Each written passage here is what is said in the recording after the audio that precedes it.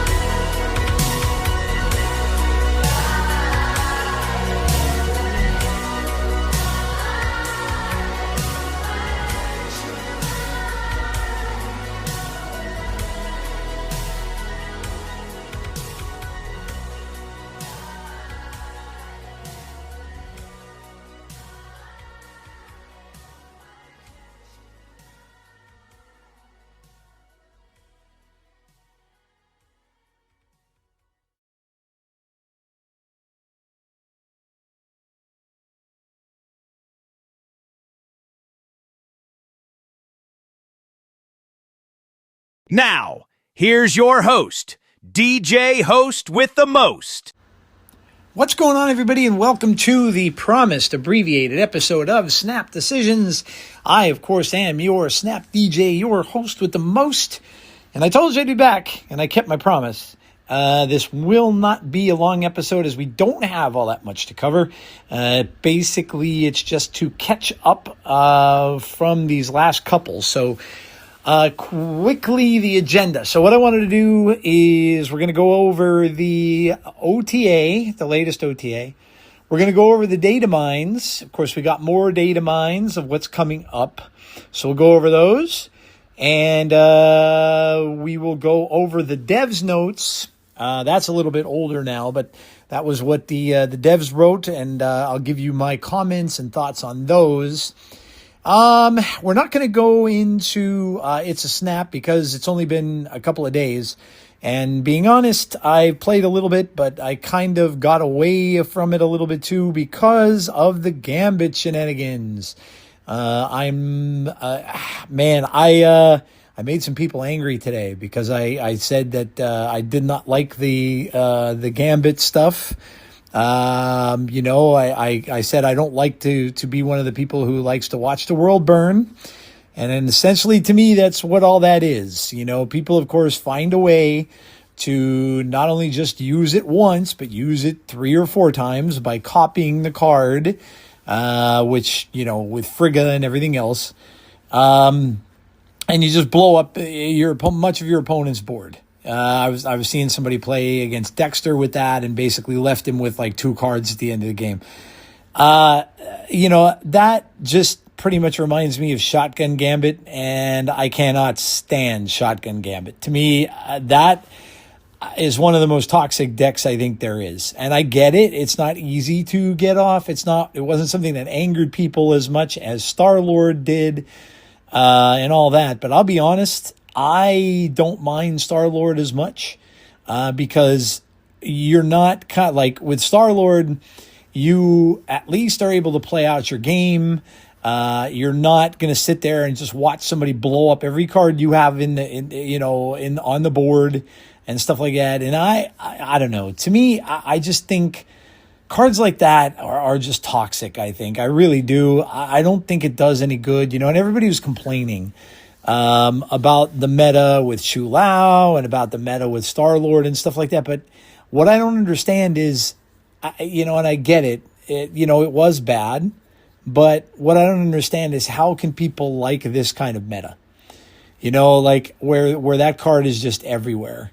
And yes, you if you're playing on ladder, the minute you see the card, yes, you can just leave the game. But again, it's no fun if it just keeps happening over and over and over again. And I get it. There's objectives and all that kind of stuff. People are trying to use that as an excuse. Well, it has objectives. Those objectives aren't hard to meet. And and I think what made it even worse is that people were complaining about, they nerfed Victoria Hand, right? And then you bring a card like this back, and what does that bring back? Victoria Hand, because you have to play created things. So you want this card that's pretty powerful. And again, if you're not seeing, in those kind of decks, if you're not seeing Gambit be copied, you're seeing like multiple Victoria Hands. So again, we're right back to the same thing. And I don't know, it kind of just drives me crazy. It just seems like every last couple of weeks, we're getting a meta where you just don't want to play. Like you come to the same conclusions, you come to the same type of thing where it's just, you just feel like turning away from it. I tried to get away from it because I just tried to make a fun, goofy rock deck and play with a whole bunch of rocks. I had Mole Man in it. I had Rhino in it. I had Sandstorm in it, and I just figured, okay, I'll just try to have some fun, play a rock deck. Well, forget it, because the Gambit thing will just kill all of the rocks on the board. And, again, like I said, you're just sitting there and like, duh, So, then you got to go back to something else. And then you got to go and you got to play something that you don't necessarily like to play. You got to play stuff like with a lot of higher cost cards. And the lower cost cards that you have don't really matter much. So that if Gambit comes out and blows up the lower stuff, it's not going to really matter. But that's not what I was necessarily interested in playing. So it's like either you have to, it's a beat 'em, join 'em type thing. And I don't know, in a card game, you should really have more options than one or the other. And I think, unfortunately, that's what Snap's gotten like the past few months, where it's beat 'em or join 'em. And especially if you want to play on Infinite Ladder, you either conform. I'll quote a band here, right? I'll quote a band, and I've been listening to them a lot lately, so I'll quote them: "Conform or be cast out." And if you know who that lyric is from, you know. But I've been listening to them a lot, and yeah, so it's I just don't think a card game should be that way. I think there should be a lot more options. Again, me being a player of Magic, you always had, even in decks where you didn't necessarily have counter cards, like blue has counterspell and all that kind of stuff, you still were able to play some things that would counter the other types of decks and get around them. And in Snap, it's really not that easy to do. If some of these decks are out there that if they get that combo off, it's a little bit like Zombie Galacti too. Now, Zombie Galacti is kind of weird because you have to have that perfect 1-2 thing happen, right? The objective cards, though, aren't that hard. But I don't know. You guys could tell me. I mean, I've had some people agree with me. I've had some people disagree with me vehemently. And I've had some people just kind of say, well, how could you say that about Gambit? He's such a wonderful character. I never really liked him, to be honest. Number one, and I had to explain this in a post on Twitter, I was never a huge X-Men fan. Never really was. I started getting into them in the 90s when Fatal Attractions came out and all those crazy multiple cover books with the holograms and all that kind of stuff. That's kind of when I started reading X-Men. And it was a fun time for them. And like I said, I loved Fatal Attractions. It's a great story. But I was just never a big fan of his. He wasn't one of my favorite characters. He had the energy stuff and he had the cool cards, right? I think maybe everybody loved him for the cool glowing cards. And that was kind of his signature, even though that was only one of the things he can animate. But the glowing cards just stuck. And, of course, the Southern accent and stuff that I don't know.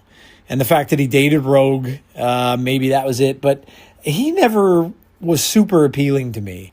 And so, I don't know. Some people may think that that's wrong, too. But I just didn't see the thing in that character. And, again, X-Men was never my favorite book.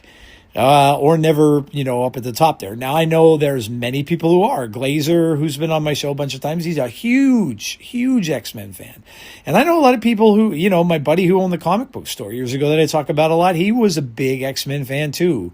But I just never got into them. I was never that big into it. Now, once the movies came out, the first ones, I loved them. I thought they were very, very good. I liked Patrick Stewart. Of course, I liked Ian McKellen. I liked the animated series. I watched it all the time. So as I grew older, I got into them. They're still not my reading of choice. In the comics app that I have, the Marvel Comics app, I don't read X-Men much, if at all. So they're still not one of my favorite choices to read. But so this month really isn't, like I said, I know Age of Apocalypse. I've read some of it. I know the movie, that they did, which wasn't very good. But yeah, so X-Men stuff isn't my favorite thing. And, so that's part of it maybe. But I don't know. To me, it just seems like we're going from one obnoxious thing, and I was hoping to avoid it. This month I figured these objective cards, I didn't really think they would be all that strong. Iska came off as pretty strong. Now it even looks like Insaba Nur is stronger than I think some people thought it was, but definitely not in the broken category. Definitely not that. Iska brought the end of turn decks back, but again, you can stop those kind of decks. The obnoxious ones are the ones that you can't really stop. It kind of goes back with me to Mr. Negative. Mr. Negative, if they get their wombo combo, right, you can't beat it. You just can't. If they get that combo and then they get the Jane Foster, you have no choice but to leave. And I've talked about this in this podcast many times before. I don't like when in a card game you have no choice but to fold the game, basically. It's like someone playing poker and you're telling them you have to fold. You have no choice. You can't win, right? Well, I guess maybe poker is a bad example because if you have a real bad, but I don't like that in a card game like this, or like Magic. I think you should always have a way to maybe win, right? To maybe win. And if Mr. Negative gets its stuff, you just have to leave. And I think that's a sucky way to have to play. So, and to me, that tells me that the deck is too strong. And I've petitioned for Mr. Negative to be, and now Mr. Negative is Star-Lord in it, which great. That's wonderful. But I've said that for a long time. And that I don't think when, all of a sudden, and I know part of Snap, and people will argue with me because they have. And they'll say, well, part of Snap is leaving the game. Yeah, but if everybody is playing this same type of thing, right? If one deck gets amazingly strong or amazingly popular, and you get on ladder and you see it again and again and again and again, and you see it over and over and over again, then you're retreating every single game. And that sucks. It just does. It's a lousy way to have to play the game. So anyway, that's just a little editorial piece. But we are going to get into it. And like I said, you can leave me comments and let me know how you feel about it. Like I said, I've gotten some people hating on me because oh my God, you hate Gambit? I can't believe that. So whatever. But yeah, so we'll get into the things that I mentioned. No, it's a Snap today. Comics Corner we will do because we'll go over Gambit if there is anything on him. Some of these Apocalypse Horsemen don't have much on them in the comics part of it. So if there's stuff on him, we'll go over that. MCU Minute, we will do an abbreviated one because we are getting a ton of reports and even a website about the Spider-Man Brand new day trailer. So apparently it has its own website. The rumor is next week. I'm keeping my fingers crossed that it debuts as the rumor was going with Project Hail Mary, which now I have tickets. I changed them. I have tickets to see it on the 19th, which is this coming Thursday. So I'm going pretty much right after work. I'm going to leave work and I'm going to drive up to the theater and I'm going to go see it that night. So that's like literally opening night. And I'm hoping that they debut the Spider-Man trailer with that because that'll be really cool, little extra to see for a film that I'm excited about the way it is. So we'll do that. Pixel perspective, probably not so much there. I pretty much talked about the games that were coming out this month, so probably won't go into that. And then we'll end it. So again, shouldn't be too long. And like I said, I just wanted to do this as a catch up, mostly to get caught up with Comics Corner and the new card and stuff like that so that we can go forward and finally be on time. Now I will apologize. The audio stuff before my pod was a little messed up. And I know that people were probably wondering what the hell's going on. Well, I lost a lot of my files. I don't know how it happened. But the recording app I use to record the pod, I lost a lot of files from. I don't know. I think it may have happened during an update to my phone. Excuse me, I had to get a drink. But I don't know what happened. So I had to kind of improvise. And I know things were a little out of order, but that should be fixed. So, make sure you go and you let yourself be heard. I did put out the 4 cards. So we're doing the worst 4 card in Marvel Snap, the worst 4 cost card. And I put out the ones that I thought were in there or should be in there. And again, you guys never really have to follow what I put down. You can put whatever choices you guys have. That's the whole point. And then we will vote on it. And, well, it won't be a vote. I mean, I'll just count to see how many replies we get or responses we get. And the ones that seem that they are the most, that's what we'll go with. And then we'll do the 5s next week, the 6s after that. And then we'll be done with the worst. And then we will turn around and we'll do the good stuff. We'll go best cards. That's going to be harder, more than likely. But we'll continue that. It seems like everybody's been enjoying that, so that's cool. But yeah, and then I will be back on Tuesday. And Tuesday is where it will be every week. I know it's been a little trying and a little weird with the schedule. I apologize for that. But, I've had some stuff going on and just didn't get to it. So, but I promise you guys, I am usually off Tuesdays, so I will get to the pod every Tuesday, and it will be out on all the audio formats and also on my YouTube page. And then we'll see about, and I noticed that, I've been saying this over and over too, but then we'll see about getting back to hopefully getting some people on the show again. I do have to find time for that. I had some people that I had lined up, and again, I just never found the time to do it.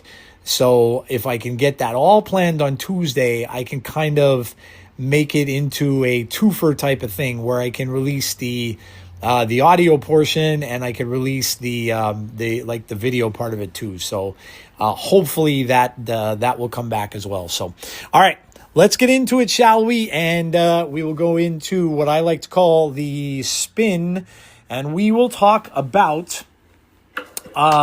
let's go over the OTA first, because I think that's kind of fresh in everybody's mind here. So let's go over the OTA from just a few days ago, and we'll talk about it. I don't think it was very impactful. It was a lot of it was just pretty much a lot of buffs, and some balance changes. So it was pretty much that. And it was, and they decided just to go with all buffs in this one for a change.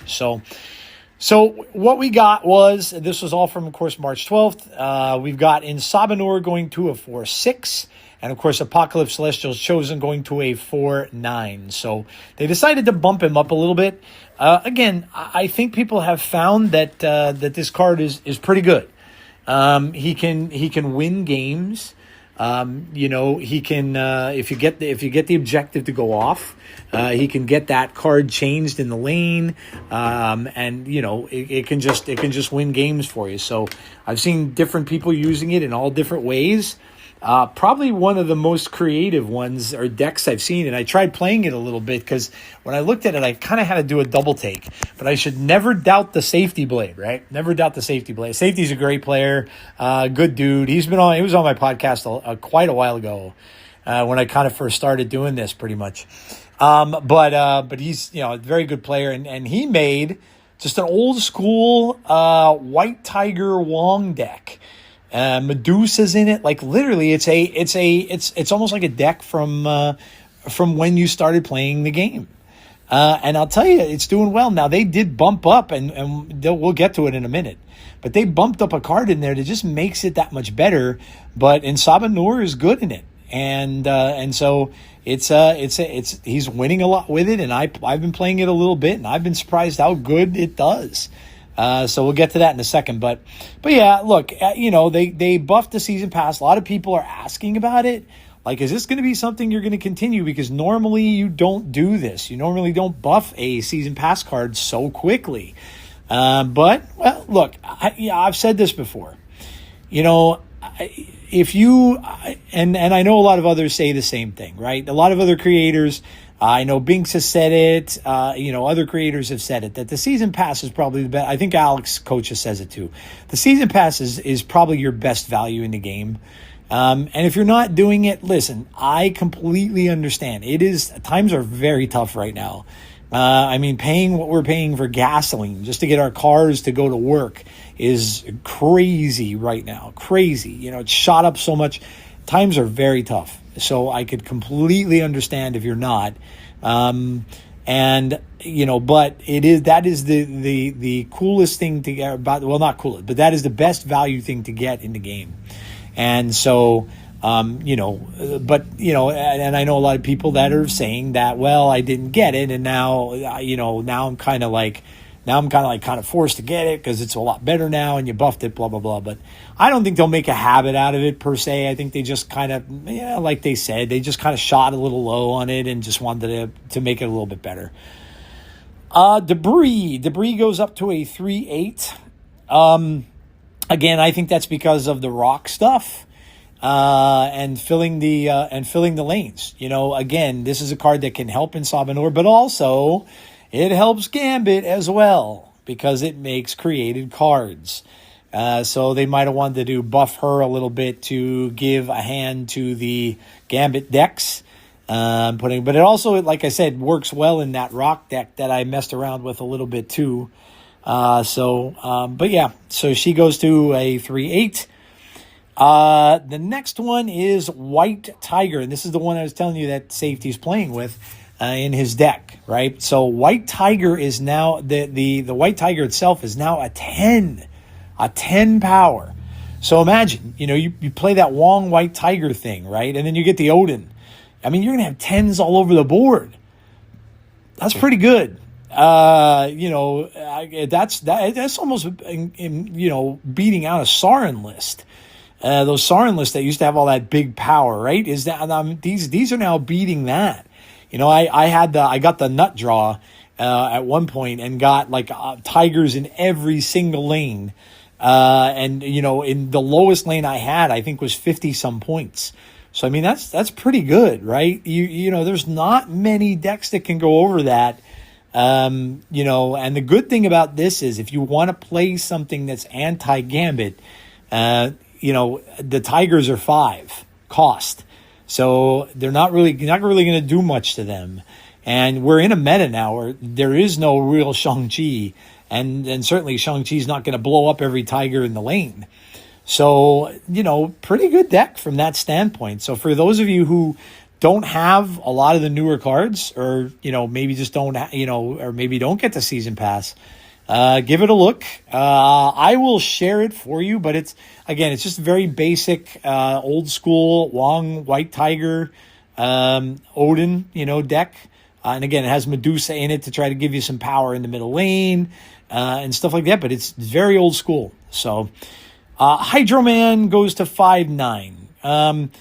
Hydro Man was never kind of like a great card. I mean, he gives you both the same kind of advantage, right? So a lot of things, what I find with this is that you might get a 1-cost lousy card and your opponent might get a 1-cost really good card. I was seeing some people when I played this card getting a Fin Fang Foom at 1. So that's just ridiculous. And, and I would never see the really good draws like that. So, but anyway, they buffed him up. And then, of course, they also buffed up Pixie. So Pixie's going to a 2/3. Pixie decks were fun. I'll be honest, the first ever infinite that I got to was a Pixie deck.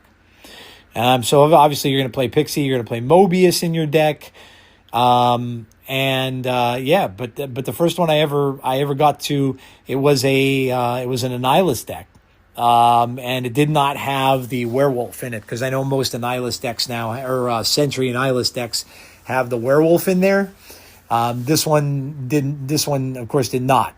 So that is essentially that's it. That's the balance changes that we got. I think that, like I said, some fun stuff. I know they didn't want to nerf things.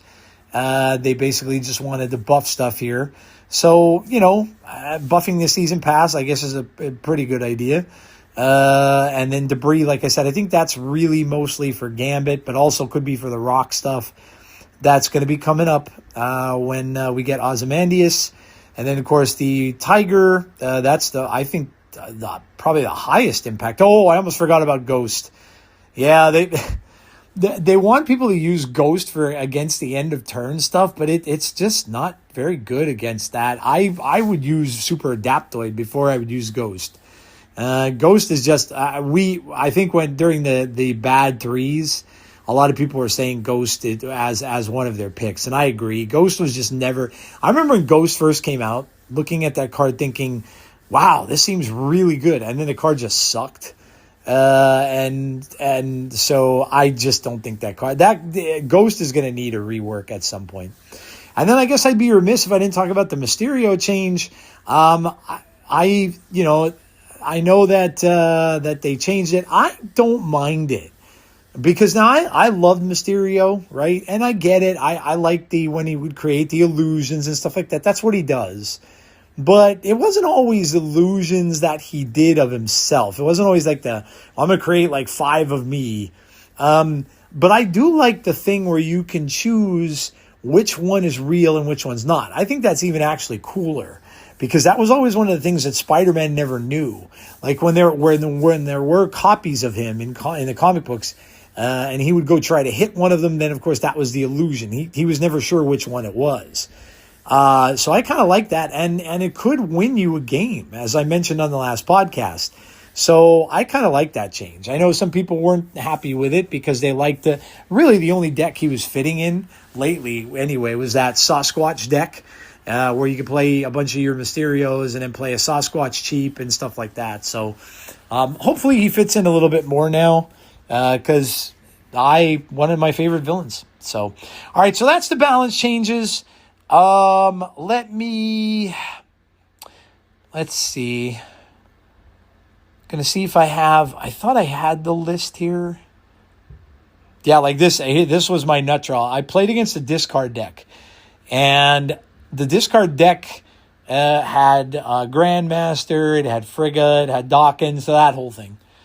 My left lane, I had Wong, White Tiger, Iron Lad, and Odin. Iron Lad ended up being a Iron Heart. So I had those all in the Wong lane, right? In the middle, I had 4 White Tigers. One of them ended up being 19 power. The other 2 were 10, and then another one was 13. So I had 52 power in the middle. And in the right lane, where he had his Morbius, I had a 10 power Esme Cuckoo. I had a Nightcrawler for 3, and then I had 2 13 power Tigers. So and it was insane. And then some of the cards I didn't even use. Well, Wolfsbane's in the deck, so I didn't even use her. I didn't use Medusa at all either. I just left it go because I knew I was going to get the nut draw. And I'm like, oh, why should I put Medusa in there when I'm going to fill this up with 10 power or more Tigers? And then, of course, Jeff and Zabu are in the deck too. But it was just quite fun. It was quite fun to play, and I was just kind of surprised. Like who would have thought? Who would have thought that a deck like that would make it back into the meta? So, all right. So that is the latest OTA. So now we're gonna go and let me see. All right. Let me see if I can go to. I'm going to go to the website and see if I could find see if they posted the devs notes things on here. I don't know if they did. Let's go to news. There's the balance update. There's the patch notes. Okay, yeah, here it is. It's called the Foundational Focus. So let's just go over this quickly here. I'll read it. So it's 2026 and we want to share where we're headed this year. It starts with strengthening the game's foundation. Like the future foundation, Marvel Snap's core systems are overdue for some work under the hood. And this is the year we do it. Our goal is simple. Build a more stable, more responsive, more efficient game with fewer crashes, fewer bugs, yay, and more room to build a bright future full of bigger and better stuff for you to enjoy. 2025's big pivot. If you were around last January, you probably remember the US downtime, aka the snappening. That was a turning point. We realized that if we wanted a great power of supporting Snap and the community for years, wait for it, to come, we had to take on the great responsibility, Uncle Ben, of publishing the game ourselves. We got a lot of okay, but what does that publisher actually do? Questions. In short, the studio builds the game. The publisher helps the game succeed through marketing, distribution, customer support, and the web shop. When we stepped into this role, we had to build all of that for ourselves. Taking that on was huge. We had to create brand new teams across support, marketing, and build our own web shop and more. Even with a team full of experienced people, every one of those new publisher pieces came with its own challenges, and we had to figure out what made sense for Snap. Last year was one of transition, and we didn't deliver in the ways we wished we had. We fell short of both your and our own expectations in certain areas last year. From the Kid Omega pricing and communication, web shop complications, and overall technical performance to list a few. By the end of 2025, it finally felt like we had our feet under us again and we were ready to sprint into 2026. Moving forward, we want to be sure Snap remains your forever game. Wasn't only publishing work. The cards are the whole game. They're the heart of Marvel Snap. Last year we added around 100 new cards, and the goal wasn't just more cards. We wanted each one to feel like it had its own job, not just float around as filler. We learned a few big things. Players want new gameplay, whether it's weird rules and limited time modes or brand new mechanics. Players are hungry for things that feel fresh, not just slightly different numbers. Making a totally new archetype is harder now. The card pool is bigger, decks are more refined, and players optimize fast. So if a new card is supposed to create a whole new deck type, the bar is higher than it used to be. Returning characters hit best when they hit different. They land when there's a clear hook or gameplay twist that makes you go, oh, that's cool. On the game mode side, we made a big jump in 2025, going from 2 to 6 limited time game modes. The variety feels strong and the cadence is in a solid place. One bigger than we expected was pre-built decks. They've been great for the modes and an easy on-ramp for new and returning players who can just jump in and play without spending an hour figuring out what they should run. We also added event premium passes, so limited time game modes can continue to grow and be supported long term. We're already seeing the benefits and we'll keep polishing the experience so it consistently feels like a great value. Card acquisition, better with room to grow. Okay, quick check-in on card acquisition because this is where a lot of the How to Snap Feel day-to-day lives. Been working to improve this system so it feels better for players, including providing them with real choices in which packs to go after and which cards to prioritize. Adding featured sets and spotlight variants to the card shop has been a clear win. They give you more ways to spend tokens that feel cool and useful instead of, guess I'll just sit on these. That said, the biggest complaint we still hear is pretty consistent. Catching up to the meta is tough if you're new or coming back from a break. Even if you're doing everything right, it can feel like you're always a step behind. We agree that's not where we want things to stay. We're working on ways to improve that in 2026 so new and returning players can get to the fun part faster without feeling like they're climbing a mountain first. New year, new focus. 2026 is about the foundation. Snap has a strong content rhythm right now. Mostly seasons, new cards, and 6 rotating limited time modes. But for 2026, our main focus is making the core foundation of the game even stronger. We're upgrading our systems and tools so future updates are easier to build and smoother to play. Think of Snap like a house. All the features you see, cards, modes, rewards, events, are the rooms. But the foundation, wiring, and plumbing, that's the code and internal systems. When that underlying infrastructure is modern and well organized, it makes updates and remodels easier and of higher quality. We moved fast to get Snap into your hands and then kept that pace after launch to keep delivering.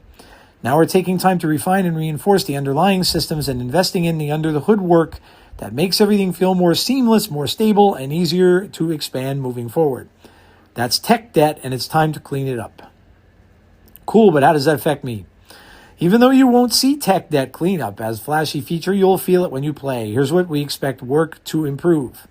Core systems upgrades, fewer performance issues and crashes, better memory efficiency, more room for new card mechanic, more room for new game modes, easier reruns of limited time modes and events, foster bug fixes without needing a client update, fewer recurring didn't we already fix this bugs.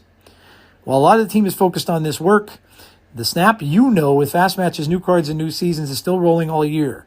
Below we'll dig into some new content and features on our workbench right now. Something new. This month in the X-Men's Origins of Apocalypse season, we've introduced Objective. With Objective, we're adding more moments in a match where you're working towards something, and on the deck building side, it opens up the new directions, not just another card for the same old lists. Objective cards create a timing choice. Play them early to spend energy efficiently, or hold them to spring the payoff and catch your opponent off guard. That choice invites different tech answers like Cosmic Ghost Rider and Red Guardian versus Negasonic and Eliath. Sometimes you can even play an objective card before you complete it just to bluff. More variety, new stuff to play with. Like with Objective, we want to keep stretching Snap into new gameplay. We don't just mean here's a shiny new keyword, that's only part of it. We also want to give some overlooked strategies their moment and let decks that have been on the sidelines get a real chance to shine. We also want to have more fun with character takes. Instead of always going with the most obvious Marvel's greatest hits interpretation, can we do something a little unexpected, a little more, oh, that's clever, or wait, that actually fits? We're excited about what's coming this year. Season, same rhythm, fresh twists, new game modes. We got a fun year lined up. While we're not spoiling everything yet, here are the season names we can share right now. So these are the upcoming seasons. X-Men, of course, End of Days is in April. That's with the techno-organic virus and DataMines, which we'll get to in a minute. May is Daredevil Crimson Twilight, to coincide, of course, with Daredevil Born Again, that's coming out in March, the end of March. June is Beach Bash. So it is Beach Bash. A lot of you kind of guessed that when Glenn put out those symbols. So we're getting that. They've done that before, very early on in Snap, I believe. So we're getting another one of those. July is Spiderman Brand New Day, which you kind of figured would be with and we're going to get those DataMines soon. That'll be after the next patch, probably. August is Fractured Frontier. Nobody quite knows what that is yet. There is a Marvel comic called Fractured Frontier, but I don't think it's that. A lot of people are saying it's the Old West, which I would probably agree with. September is Axis Inversion. That is a comic book storyline where it's about like inverted characters, different characters. You have the Iron Man in the white armor that many people assumed Tom Cruise was going to be in the movie, especially in the Doctor Strange film, if there was going to be an Iron Man version in that other universe. October is Zombies versus Vampires. So zombies are coming back. We figured that would be the case, but now we're going to get more vampire stuff, which is cool. You get a lot of Blade characters from the comics and all that, so that'll be cool. November is Defenders of Avalon. So Defenders of Avalon. And then December, of course, is Doomsday. I mean, yeah, we all knew that one. The basic setup seasonal setup isn't changing. Each season still comes with season pass, new cards, limited time game modes, variants. That cadence is one of Snap's biggest strengths, so we're not messing with it. That said, we don't want limited time modes to feel repetitive. Every now and then, we'll tweak the rules on existing modes with small changes that'll keep them fresh without reinventing the wheel. Too early to get specific, but we are working on new game modes, including one that many people have been very loud about wanting, draft mode. Yes. Can't say yes enough. The biggest difference with these is that they're built around new deck building rules that haven't been possible in Snap before. We're also working on both revamps of existing features as well as brand new ones that we'll share more about when they're closer to being ready. As a preview of Tuesday's patch notes, we will be adding value back to weekly Alliance rewards. Yay! After making changes late last year to Alliance rewards, we've heard player feedback loud and clear. PMVs, so Premium Mystery Variants, will be added back to the Alliance reward rotation, so that's awesome. Especially happy for my Alliance for that, because they really go out of their way to get all those Alliance points every week. And just getting the borders all the time was kind of lousy, so I'm glad to see that's coming. That's all we're teasing for now, but we'll share more later this year. Also, thank you. We want to shout out Marvel Snap creators and the Snap communities on Discord, Reddit, and everywhere players discuss the game. Your feedback, dedication, takes, and ideas, even when they're blunt, genuinely help the game get better. To everyone playing and reading this, none of this works without you. The feedback you share, the things you love, and the things you don't all shape the future. We're building it together. So there you go. Again, some takeaways from me. I'm excited about the draft mode, yes. We'll see if we get it this year. I don't really know. I mean, we're already in March. So we'll see how that develops. The seasons I'm excited about. I'll be curious to see what's going to be in Brand New Day. We might get some new Spider-Man villains we haven't gotten before, like the ones that are supposed to be in it or that we've heard rumored to be in it, like Tombstone, and some others that are supposed to be in that film. So that's kind of neat. I'm the Fractured Frontier, though, if it is the Old West, is interesting me. I'm happy about the vampires thing. And then, of course, we'll see what Doomsday is going to bring. So that's kind of cool. But yeah, I mean, look, is it exactly what everybody wanted to hear? I'm sure not. It's like another old song that I used to play as a DJ. You can't please everyone, so you got to please yourself. And you're not going to please everyone, Some people are just just extremely fed up about things, extremely, fed up about all things. And many of those have left the game at this point. Some people are fed up about other things. Hell, I get fed up about things too. I don't like the way the meta is. And I'm really into a different mode right now. I want there to be a different mode because I think that the ladder stuff has run its course. And the ladder just too much of the time gets toxic with decks that everybody just doesn't like. And if people could just get away from ladder and have something decent to play and not just lousy conquest, then I think that would make the game a lot better. So I'm happy to hear that they are working on that. I don't exactly know how the draft is going to work because that's tough to do in a game that doesn't have a whole ton of cards. So sorry, I had to get another drink. We'll see. That's all I could say is we'll see. But I do feel that they're trying to make the game better. They're trying to get God knows we need this bug thing worked out. We need these bugs fixed. One bug seems to go away and another comes. A lot of people are feeling it on like iOS, especially more and stuff. So that has to get taken care of, right? It just does. So there you go. So there's that. And now we are going to get to DataMines. Let me look and see where we are here. Because, again, I don't want this to go too long. So we're at 41 minutes. So we're going to quickly look at DataMines. Now, again, I'm only going to talk about the cards themselves.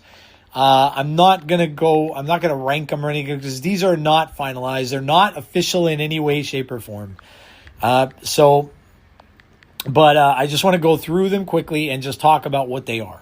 All right, so we'll talk about what the cards are. So we are in, of course, March, and we've got left in this month. We just got Sandstorm as part of a special event. On the 17th, we're getting Caliban. Then we're getting Ozymandias on the 23rd, along with Selene. And then on 31st, we're getting Rama Tut. So that's what's left in this month. Then we go to April. Now this is the one with the techno-organic virus. So we're getting Strife. And again, I'll just read them off. There's a season pass. Fees of 4-6. Objective. Again, we have the objective keyword. Play 3 unrevealed cards. Use the highest unreveal in your hand. And that's 3. So you have to play 3 unrevealed cards, and he has the counter of 0-3. The techno-organic virus itself, probably a skill, right? It's a 1-0. Unreveal. Copy this to your hand with +2 cost. Infect your other cards here. Replace their text. So I'm not quite sure what that is going to do yet. And again, these are DataMines, so that they're going to probably be a little incomplete. Wolverine, Horseman of War. 4-3, so we're still getting some of the Apocalypse stuff, right? It has an objective. This has 5 or more power. Give one of your cards at each location +3 power. So he has to get 3 out of 5 in order to get that. Askanison? No, I'm sorry. It's Askanison. He's a 2-3. Activate, create a 1-cost card of another at another location. Increase the cost each time you're winning here as the turn starts. That's the April 9th card. The April 14th card is Archangel, Horseman of Death. He's a 2-3. Objective, your cards are destroyed 4 times. Resurrect 1 here with +4 power. So your own cards are destroyed. So you're basically blowing up your own cards. So this, again, this will be in a destroy deck of some type. Polaris, Horseman of Pestilence, 2-2. Objective, cards in play are afflicted with -5 power, and put a card from your hand here, and that's a 0-5. So that has to be 5 things. We've got Mother Ascani at 4-4. On reveal, give the leftmost card in your hand +2 power and -1 cost, and then copy it. So you're giving you're doing stuff, and then you're copying the card. And then lastly, we have Storm, Horseman of Famine. Objective, end 2 turns in a row with unspent energy. Give your other cards here and in your hand +2 power. So there you go. They are the cards for April.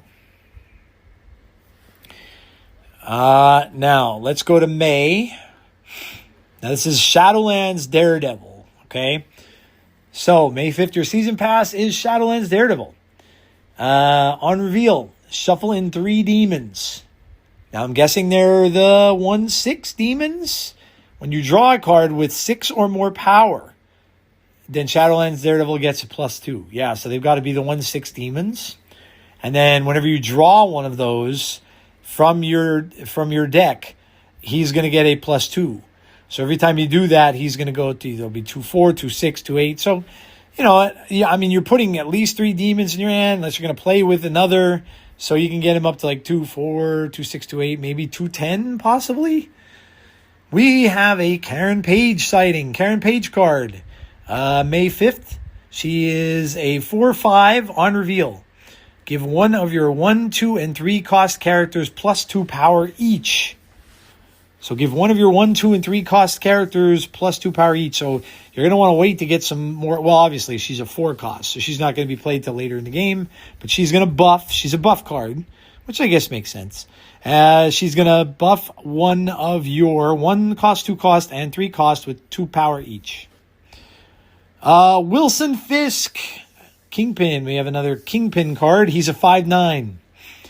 Costs 3 if you have the highest power among cards in play. So when you draw him, if you have one of the highest power cards among cards in play, or have the highest power, then he would end up being a 3/9. So that's pretty good, right? Like, not that bad of a thing to get to happen. We have a new Punisher, Punisher War Machine. So he's a Punisher in the War Machine armor. He's a 2/2. When drawn, mark one of your empty locations. Objective, win that location, and you get +1 max energy. So he's a card that's going to give you some energy if you are fulfilling his objective, which is winning that location. So it doesn't seem too bad. We have Ikari. He is a 4/12. Damn.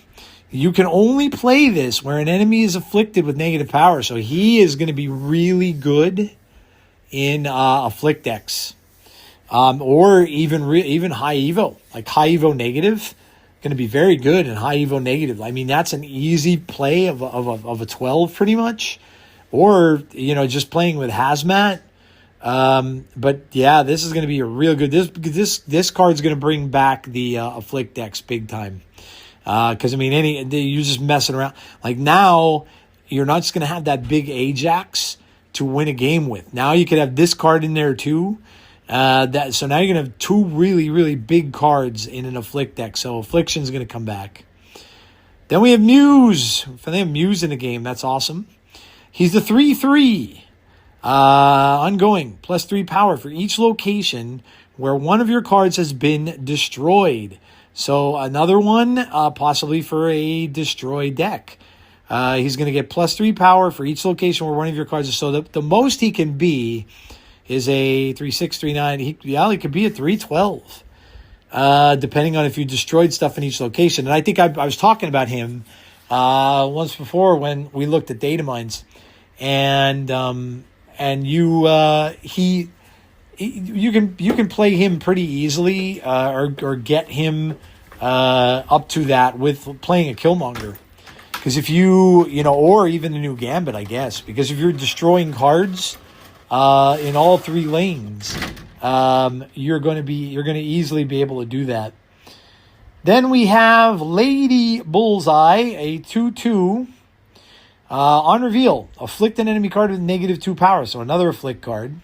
Repeat on a different enemy for each of your unspent energy. So again, affliction is going to be popular with this series. Ikari and Lady Bullseye, 2 pretty good afflict cards. Then we have Stick, of course, Daredevil's mentor. Of course, he's the guy who helped Daredevil to train. If you have never read the comics. But Stick is a 4/3 on reveal. Give the next card you play power equal to this card's power. So again, another buff card. And the next card you play is going to get power equal to his power. So if his power is buffed, if you're playing a buff deck and you buff him, then he's going to... So he's kind of like... Oh, geez, what's his name? He got nerfed. Can't remember his name. The Maverick. He's kind of like Maverick in a little bit, right? All right, so then we go to June. June has some of the cards for the beach stuff revealed. We have what looks to be the season pass is Geoff the baby dolphin, because it's Geoff that's wearing a dolphin costume. I mean, how cute is that? Geoff is cute the way it is, but the fact that he's wearing a dolphin costume, I mean, come on. He's a 2/2. Your cards here reveal boosted with +1 power. You can move this once. So he still gets to move. And your cards here reveal boosted, so it's an automatic booster. And whenever a card reveals where he is, they reveal with +1 power. So that's pretty cool. It's kind of a different type of card. Also on June 2nd is Monstro. Monstro's, I think he's like a big squid. This card's cost is reduced by the cost of your deck's top card. So he's an 8/8. Why do they always make weird cards that are 8 stuff, right? Like Spiderman Noir. Oh, God, I'll never get that right. I'll never get it, never. Bong, and you hit your head off the piano. You can tell me what that's from. If you're a fan of I can't give it away. But this card's cost is reduced by the cost of your deck's top card. So if your deck's top card costs 6, he would be a 2/8. So that's cool. If it costs 1, it's obviously going to be a 7. So, this could kind of go either way. And then we got Venus. Venus is on June 2nd as well. And that is when you boost a card in play. This is 3/4. So again, this looks to be like a booster kind of a set. When you boost a card in play, it gets an extra +1 power. So that's what we have. Now this is just on one site. I think there was another. So that was from Untapped. So let me go to Snap Zone, because I think Snap Zone may have had more. Let me look here. Snap Zone has the listing of the Daredevil stuff. So, like what you're going to get with the season pass. So obviously, Shadowlands Daredevil, you're going to get an Elektra variant. You're going to get a Wilson Fisk variant, a Punisher variant, and then the card backs are cool. It's the black Daredevil outfit, and then the Punisher logo. So some of the people who missed out on the original Punisher card back, now you're going to get one. Because I know there's a lot of people who say they would love to get some of those old card backs if they could. And then April, along with Strife, you're going to get a Cable variant, and of course the Strife variant. And then you're going to get a Domino variant. And then the Techno-Organic Virus skill variant, of course. And the card backs are kind of weird. I guess one is a Strife one. They just look kind of metal kind of stuff. They're kind of blah. The Daredevil ones are better. Okay, so there's Monstro. Oh, okay, yeah, this one has a little bit more. This one has Namorita. Of course, Namor's cousin. She's a 4/4. After the next time you play an ongoing card, double its ongoing ability. Wow, could be pretty strong. Now again, these are extremely subject to change. That is quite strong. Double its ongoing ability. That's kind of crazy, dude. Like, imagine playing this in an ongoing deck. And doubling like Goliath or doubling, I mean, that's sick. You could even play this in a Patriot deck with Patriot and Moonstone. And imagine doubling a Moonstone. Holy. Yeah, so this card's pretty sick. We're getting another Jubilee. Jubilee is a 4/2. Remember, these are the beach variants. 4/2, the Namorita is playing volleyball, and Jubilee's on a surfboard. Jubilee's a 4/2. After you draw a card, boost it with this card's power. So another booster kind of card. Triton, on reveal, boost the last character played by each player last turn with +4. So that boosts both of the yours. Venus, we went over. And then Submariner, so that's Namor. I mean, let's hope this is better than it, because, we're going over the worst 4s in the game right now.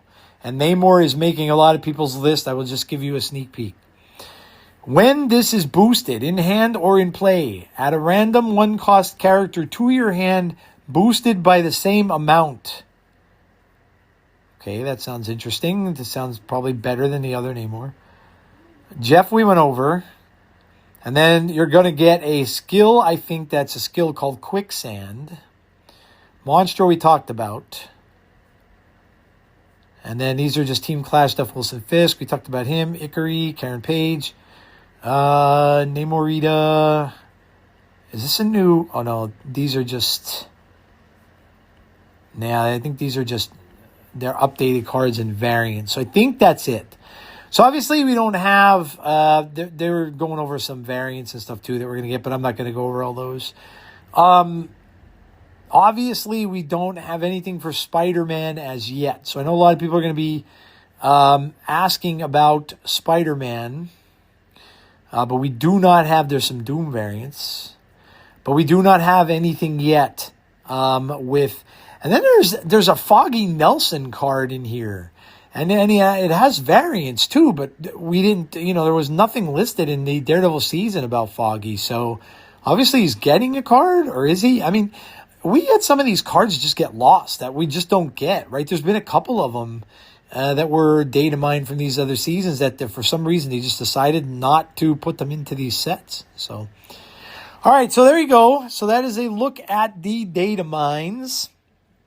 So that just about covered all that. So we're just going to go and head over to Comics Corner, and we are going to talk about, let's look up Gambit Horseman of Death. And let's see. So let's see if he has, see, this is going to be, this is going to be the same thing. See, unfortunately, it's just going to go over the character as a whole, because that version of him is just one version, right? It's not, and I don't know if they're going to give a lot about, let me see if there's a section on him just about that. Because there's so much information here that I don't know if, okay, here it is. Horseman of Apocalypse. Okay. When Apocalypse rewoke after the events of M-Day and attempted to restore mutant kind, Gambit sought him out, sensing that Apocalypse's intention had changed, and that he might indeed be the savior their people needed. Apocalypse chose to make Gambit his new Horseman of Death, and Gambit refused any sedation during the process. To ensure that Apocalypse did not tamper with his mind, Gambit's attempt to maintain his personality were fruitless, however, as the transformation made him a slave to Apocalypse. Gambit did succeed in retaining portions of his old self. However, he still remembered his love for Rogue and claimed that he was both Death and Gambit. After a confrontation with the X-Men, Gambit was knocked unconscious and taken away by Sunfire, who had become the Horseman Famine, but had overcome his programming with the help of Emma Frost. Gambit awoke in a temple in Japan where Sunfire encouraged him to abandon his master Apocalypse, the X-Men, and his past. To do this, they launched an attack on the X-Mansion to recover their fellow horseman Polaris. Remy showed his willingness to abandon his past as he tried to murder Rogue. However, the attack failed and they retreated to the Buddhist temple in Japan, where they were greeted by Mr. Sinister, who offered to help them overcome Apocalypse's control. So that's really all there is on it. That's really all there is. I can really quickly look at the comics app and just see what's in here. I don't think, other than the story itself that they just took the quote from, I doubt there's anything that is going to be specially devoted to him per se. So we'll look and see, but I kind of don't think so. Well, I think we have new comics, actually, that I could talk about. Yeah, I think they changed over from the last time. But let's look up Gambit Horseman of Death. Like I said, I doubt that this is gonna bring up anything like the other one. Yeah. No, it's just going to center on that story, and it's not going to. Yeah, I didn't think it would. All right, well, so let me go here and let me look at the new this week and see what they've got, because there is some new stuff. A lot of Punisher stuff from that. Oh, I remember all these. Sometimes they'll do facsimile editions, and they'll put them out, and these are all like Punisher things. So this is Punisher from like 1993, 1987. So there's like a lot of Punisher stuff from the 90s in here. But as far as the new stuff, they have Marvel Mutts, Infinity Comic issue number 19, Marvel Rivals Infinity Comic issue number 44. We have Miles Morales, Spider-Man Brooklyn's Finest issue number 9, Wiccan Witch's Road. Very good. I love that. That was really, really good. It's about him and Hulkling. And their relationship and stuff like that. They both, and it's crazy. It's a crazy story. So it's really good. It's a cool little story about, like I said, him and Hulkling's relationship. And after the, it was a big, darn it, I can't remember the name of it. It was a big crossover story, but it happened. This is taking place after that. It's kind of like right on the end of that. But yeah, it's really good. Marvel Black, White, and Blood and Guts, of course, Punisher, is in that, and that's issue number 3.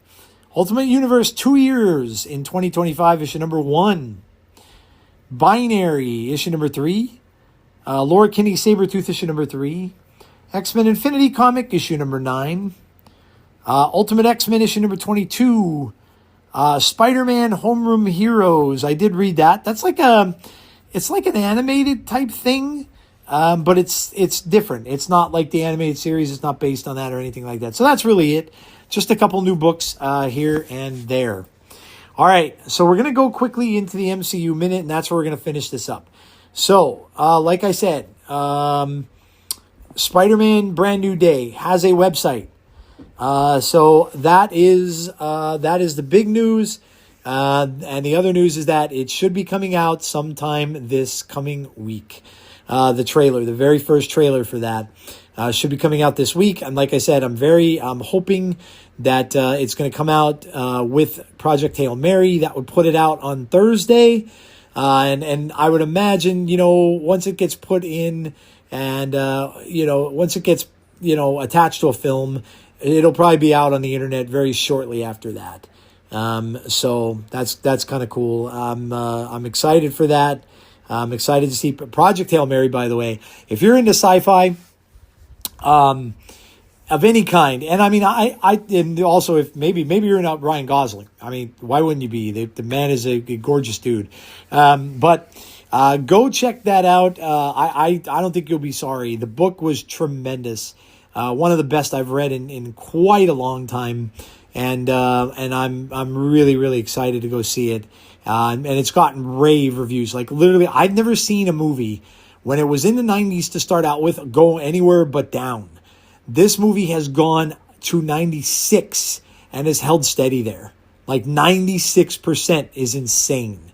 Now, I don't know if it's going to get great box office. I don't know if a lot of people are going to go see it, but I think I'm going to love this film. This could be, with everything that's coming out, right? With Spider-Man Brand New Day, with Doomsday, with Dune 3, with, what else? Disclosure Day, which, by the way, there's another freaking awesome trailer for that. That's another one. Oh, my God, I can't wait to see.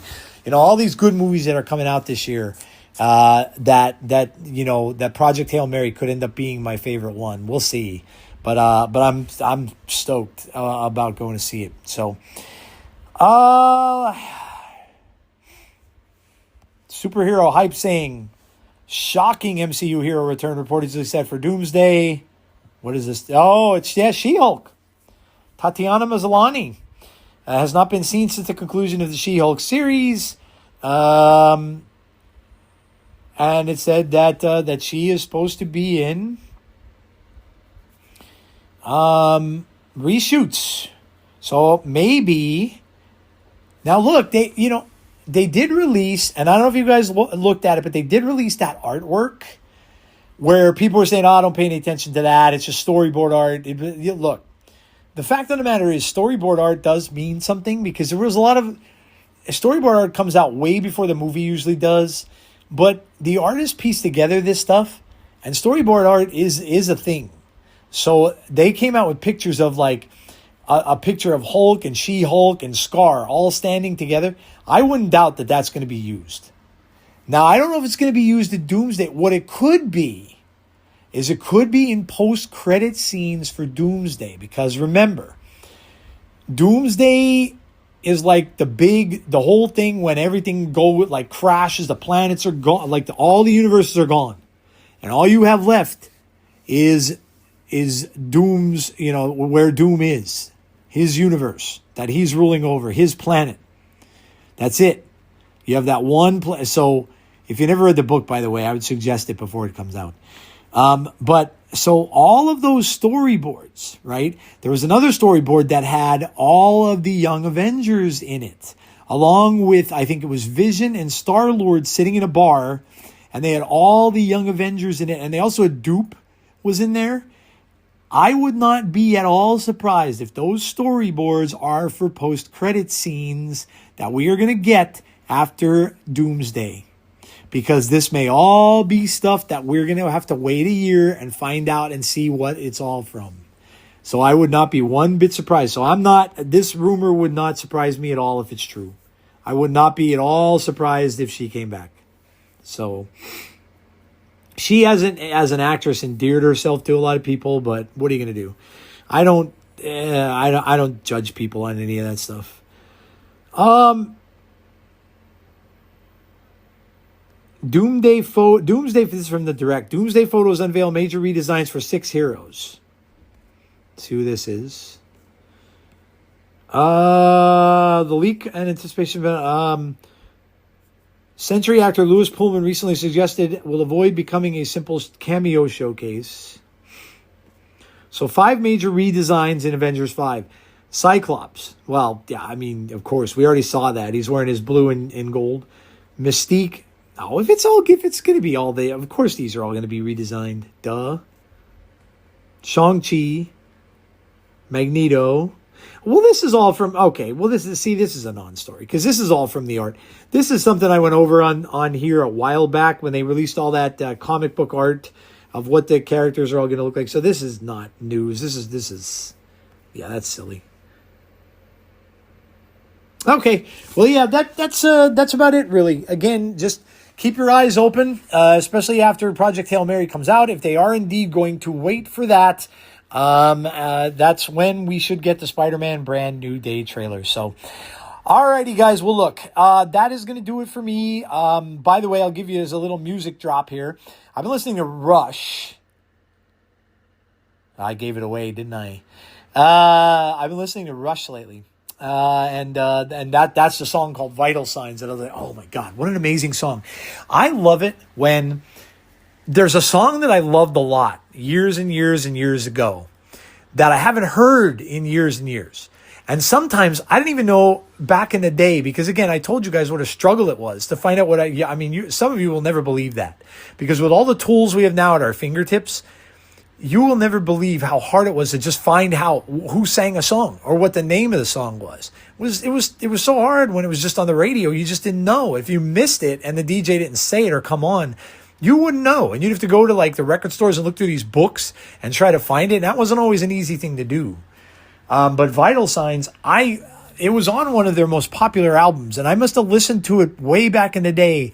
And then the other day, I'm listening to Rush has a new collection out that just came out, I think it was Friday. So I was listening to that on my iPhone. And I just started, and all of a sudden it played. I'm like, oh my God. I'm like, I love this song. I haven't heard this in forever. I'm just like, that could have been one of the songs that attracted me to Rush. Because I've been playing nothing. I've been listening to it all day yesterday, all day today. And I love when I do that. It's so cool. Like when you hear something that, when you hear something that you haven't heard in years. And that, like I said, maybe you didn't even know what it was. And then all of a sudden you hear it come on and it's like, oh, it's so cool. It's like a brand new discovery. But some other little music news I got today, which was very exciting. I went to see him last year in the fall, Geoff Tate. And he's coming out with Operation Mindcrime 3. So he's completing his trilogy. The first one is a classic, one of my favorite albums, top 5 album of all time, which he played in concert when I went to see him. And then Mindcrime 2, not so much. Not so much. Wasn't that big of a fan of Mindcrime 2. But now this one is coming out in May, and this is Mindcrime 3. So he's been working on this for a while. He just put a little snippet of it on YouTube. Just a little, like 30 seconds to advertise when the album's coming out. And you see the album cover and stuff like that. So there's Dr. X and everything's on that. So I'm excited for that. I hope it's good. I hope it's a better follow-up to the original than 2 was. There's a couple of good songs on 2, but it didn't give me the same vibes that 1 did. So I'm excited about that. Also excited about another band that I want to knock off my bucket list is playing in the same place I saw Geoff Tate, and that's Dokken. I have never seen the band Dokken, and I've liked them for a long time. Even before Dream Warrior came out for Nightmare on Elm Street, I liked them for other stuff. Breaking the Chains was one of my favorite songs. Alone Again. Back for the Attack was my favorite album by them that came out in 1987. That was when I was working in a record store. Posters I remember putting the posters up for that in the record store, which was awesome. That was my job. I used to put posters up for displays. And a lot of times when we take them down, we'd get to keep them. So my room was filled with I had a Lita Ford poster from that. Yep, that was in my room. So hopefully I can go to that. And Lynch Mob is playing with them. So Don Dokken, the lead singer of Dokken, and George Lynch, of course, George Lynch was in Dokken. And they kind of had not such a great split. But apparently now I guess they're back to being friends, which is kind of cool because obviously his band wouldn't be there if they weren't back to being friends. So yeah, just some musical stuff there for you to end that out, and yeah, so that's gonna do it. But this was the catch-up pod, and I'm glad I did this, not ketchup on a hamburger, but catch up. I'm glad I did it because again I wanted to get this all straightened out. So now we're caught up in cards and all that kind of stuff. We're caught up with all the DataMines, the OTAs, and all that kind of stuff. So, come this Tuesday when the next one comes out, we will go over the worst 4 cards in Marvel Snap as voted on by you, and we'll get the worst 4, and then we'll put out a list for the worst 5s. We'll go over the new card, and in comics as well, and we'll get to what's in there, and we'll do some more MCU stuff. Maybe by then we will have seen the Spider-Man trailer and we could talk about it. And if we do get it, I will play the audio and I will go over it here. I will also do, of course, the Pixel Perspective. We'll talk about anything I've seen on video games and all that kind of stuff. I think they're doing some horror conventions soon in different areas. One of the videos I watched that isn't at all Snap related, because I do, by the way, I do things other than Snap, believe it or not. But one of them I'll give a shout out to, is Slash and Cast. I love those guys. They do a lot of horror podcast. And they're mostly focused on like horror video games and stuff, but they cover movies and all that kind of stuff. So check them out if you're into that. They're 2 good guys, very cool gentlemen. That I enjoyed watching. And actually, if you watch their last video, now not the one that they do 2 a week. So not the one they did, I think, a couple of days ago, but the one they did on Tuesday. If you go back and check that out, yours truly was on their voicemail.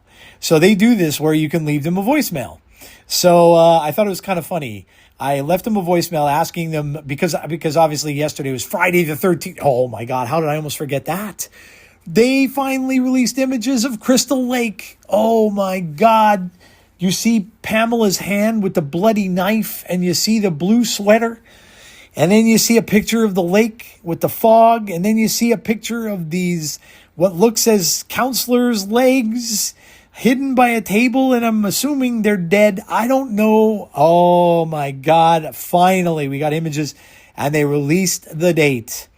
December 26th is when Crystal Lake will premiere on Peacock. I cannot wait. Cannot wait. From what it looks to me like is they may be doing like a prequel type thing. Well, it is a prequel type thing.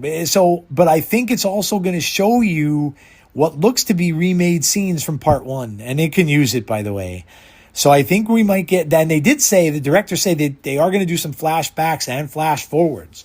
So I can't wait. I am so excited to finally be getting something Friday the 13th back on any screen. I don't care where it is. I just want to see it. So yeah, I was like stoked. But anyway, I left them a voicemail asking them what they want to see from Crystal Lake. And then I also asked them what they want to see from maybe like a new Friday the 13th game. And I left them a voicemail. So you can hear my wonderful voice. If you go watch Slash and Cast's video, go to almost the end if you want to skip through it. If you're not a big horror fan and you just want to hear me. I don't know why you want to. But I thought it was kind of funny because one of the hosts on there said, "That is a very well-spoken young man." I was very flattered. I wanted to call them back again. I may call them again and say, "Hey, this is the very well-spoken young man. I'm not quite so young. I'm actually 56 years old." But I don't want to get a laugh out of it because I just thought it was funny that they said that. But yeah, all right. So there you go. That's going to do it, guys. Thank you so much for listening wherever you might be. This is a shorter one, so hopefully it's easier to get through. Have a great rest of your weekend. Obviously, stay safe. Be kind to one another always. And hopefully, I will talk to you all on the next episode of Snap Decisions. This is your Snap DJ signing off.